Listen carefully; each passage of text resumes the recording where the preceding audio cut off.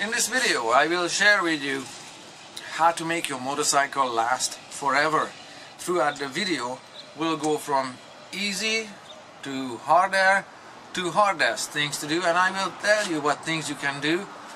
I will tell you what, and I will also tell you how those things should be done. So let's get started with the simple things. First off, change your engine oil. Whether you do it personally or someone else does it for you, it doesn't matter. Take care of your engine, and that is done by changing the engine oil. That's the what part. Now the how part. It should be done according to manufacturer specification. Find the owner's manual online or wherever and change the engine oil accordingly. If it's specified that it be changed every 5,000 miles, do so. If it's specified that you change your engine oil at every 6,000 kilometers, make sure you follow that. Whatever you do, don't do it like my friend Jeremy, who after owning a vehicle and having it driven for 20,000 kilometers, scratched his head one day and asked, when should oil changes be done? Oh buddy, that's 20,000 kilometers past you to ask that question. You should figure it out on day 1, minute 1, second 1. Okay? So, change your engine oil. And when you change your engine oil, make sure that you change your oil filter with it. This is how typically oil filters are mounted. And you grab it with an oil filter wrench and install a new filter with your new engine oil. Make sure you don't cross-thread it. And the oil drain bolt is typically found on the lowest point on the crankcase. This engine is upside down, so the lowest point becomes now the highest point on the crankcase. You take out your oil drain bolt. That's how typically they look like. Stubby and with a washer. That's a compression washer, so don't over tighten it. You need it. And drain the engine oil, put in fresh. What came out of my friend's vehicle was something like this, and this after a massive amount of dilution. Now there is normal sedimentation and there is this. Basically we had to scrape out something with the consistency of asphalt from his crankcase. Not good. He also had some of the engine components fried and seized, and this is how seized engine components look like. You can see on it this bluish purplish discoloration here due to overheating the piece, and at the center of it here, where it's somewhat of a golden yellowish color, that indicates that this part here reached a temperature that is between room temperature and steel melting temperature. It's halfway. Okay, so basically that engine component was halfway molten. Not good. Change your engine oil, okay? Second thing to do, and it's still easy to do, concerns your drive chain. Take care of your drive chain, clean and lubricate it according to the chain manufacturer specifications.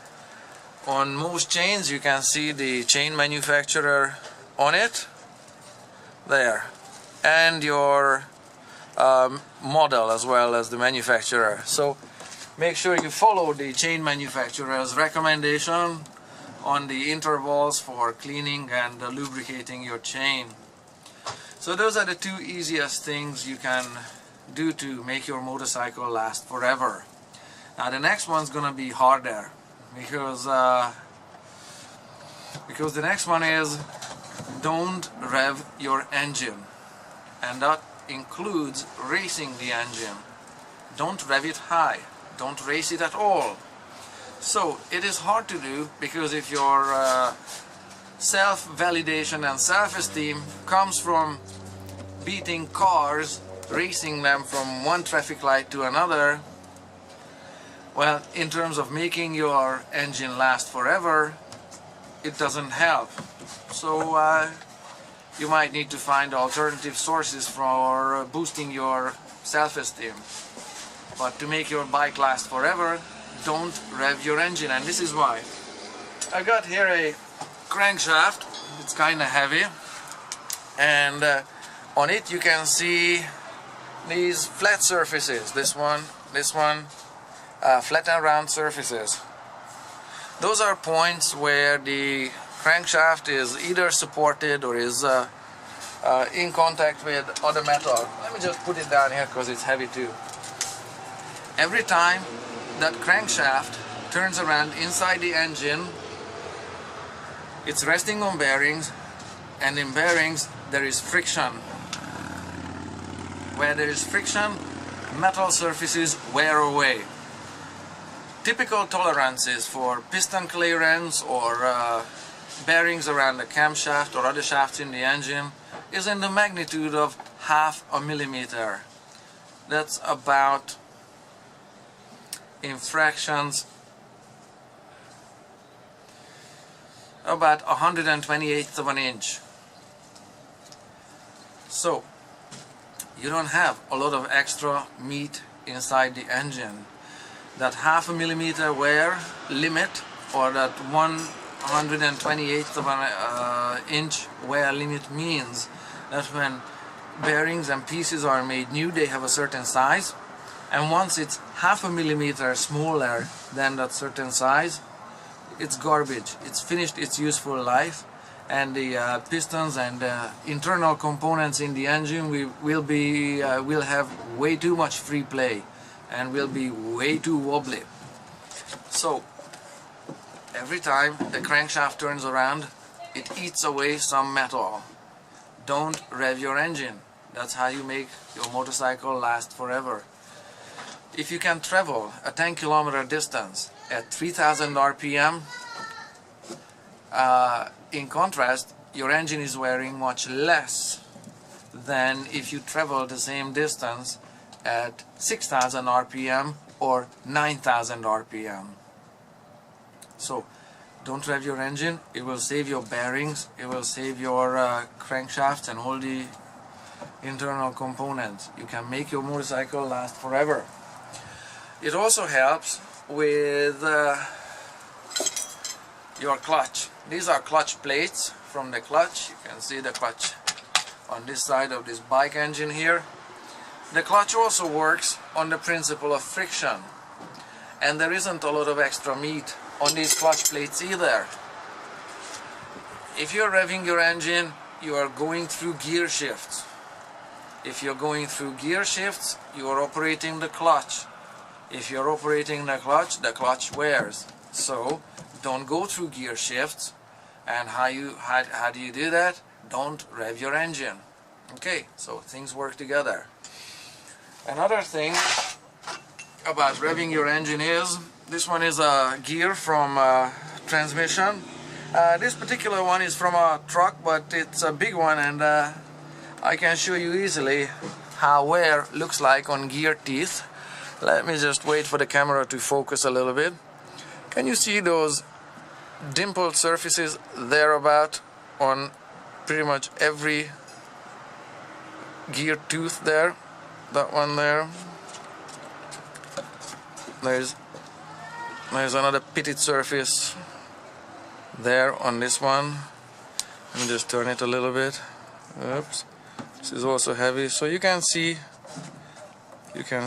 wear on, oops, come back, it's a heavy one, sorry guys, on this tooth as well, thereabouts there. And this relates to not revving your engine.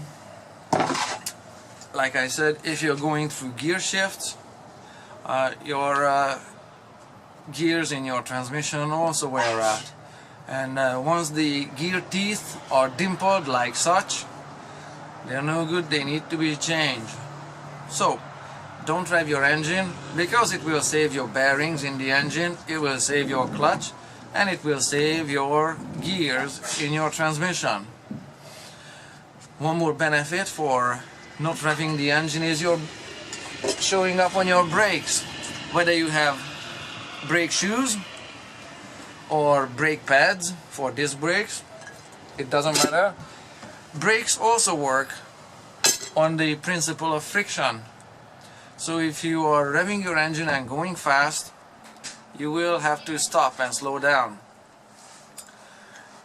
When you do that, you're wearing your brakes. You're wearing your brake pads or brake shoes, and you're wearing your brake discs.